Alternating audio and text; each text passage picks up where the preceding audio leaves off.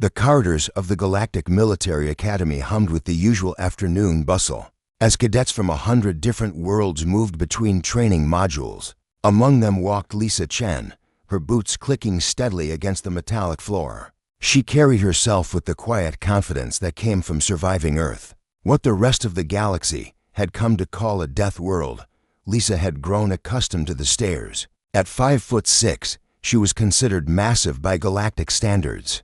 Her musculature, normal for a human, appeared grotesque to species that had evolved under gentler gravities and kinder environments. The way she moved fluid, predatory, efficient, and settled most of her fellow cadets. Vin Diesel, a Krillian from the water moon of Sephra IV, had been watching her for weeks. Unlike most Krillians, who stood barely 4 feet tall with crystalline exoskeletons that shimmered in blues and greens, Vin had always been large for his species. This size had made him confident, even arrogant. As the leader of a small gang of upperclassmen, he'd made it his mission to put the Death Worlder in her place. Today's the day, Vin muttered to his 6 companions as they huddled near the auxiliary gymnasium. His mandibles clicked with anticipation.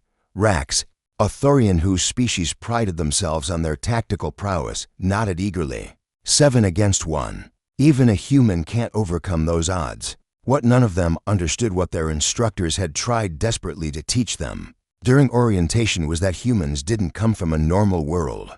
Earth was a planet of predators, a crucible of violence where even the herbivores could kill with a kick. Humans had climbed to the top of a food chain that would give most spacefaring species nightmares. Lisa sensed them before she saw them. It was an instinct honed by millions of years of evolution, the same instinct that told her ancestors when a predator lurked in tall grass. She felt the weight of hostile eyes and heard the slight change in breathing patterns. From around the corner, she didn't slow down, didn't speed up. She simply kept walking, her hand drifting casually toward the training baton at her hip, standard equipment for all cadets. Though most species found them too heavy to wield effectively, they emerged from the auxiliary corridor in a semicircle, thinking they were being clever. Vin stepped forward, his exoskeleton flaring with bioluminescence meant to intimidate. "Human," he said, his translator converting his clicks and whistles into galactic standard. "You've been walking around like you own this academy. Time someone taught you respect." Lisa stopped. Her dark eyes swept across the 7 figures blocking her path. She calculated distances, assessed threats, identified the leader. All of this happened in less than a second. "Move," she said simply. Her voice was calm, almost bored. That tone, that complete lack of fear, enraged Vin. He'd expected pleading, or at least concern. Instead, this Death Worlder looked at him like he was a minor inconvenience. "Get her," he commanded. They moved together, thinking their coordination would overwhelm her. They were used to the Academy's non-lethal sparring sessions, where rules and referees kept everyone safe. What happened next would be analyzed in tactical courses for the next 3 semesters. The first attacker, a Vexian named Krill, lunged with his manipulator tendrils extended. Lisa's hand shot out, caught one tendril, and used Krill's own momentum to slam him face first into the wall. The wet crunch of his breathing apparatus shattering echoed in the corridor. Elapsed time, 0.8 seconds. The second and third came simultaneously. Rax from the left with a neural disruptor baton, and a Yulani named Shira from the right with her claws extended. Lisa dropped low, sweeping Rax's legs while her elbow came up to catch Shira's throat. Both crumpled. Elapsed time, 1.4 seconds. Vin finally understood his mistake. This wasn't a cadet, this was an apex predator, and they just activated every combat instinct evolution had given her.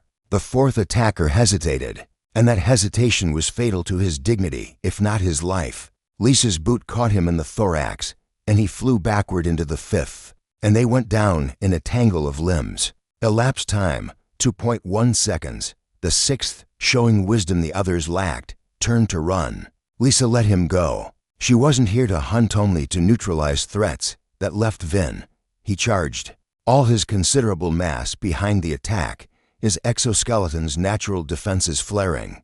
Lisa stepped aside at the last possible moment, grabbed his Carapace ridge, and used his own momentum to drive him into the floor. She placed one boot on his back, pinning him effortlessly.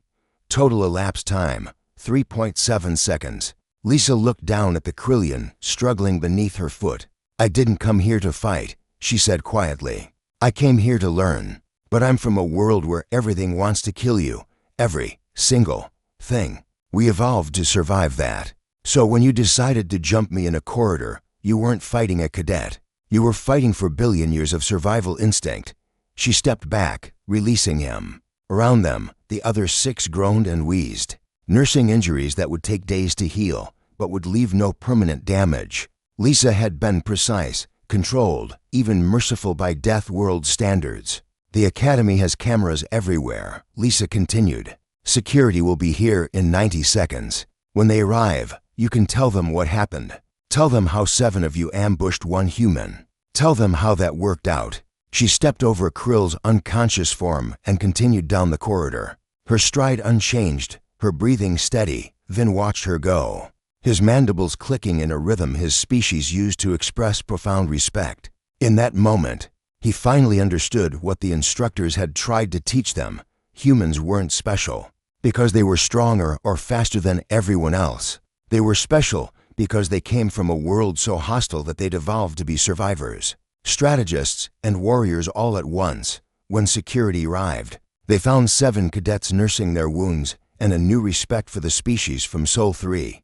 The incident report was brief: unprovoked attack on Cadet Chen. Attackers neutralized. Chen continued to class. No medical attention required. In the Academy's long history, it was the shortest combat engagement ever recorded. It would not be the last time someone underestimated a Deathworlder, but it would be the last time anyone at the Academy tried to jump Lisa Chen. Some lessons, the instructors noted, could only be learned the hard way.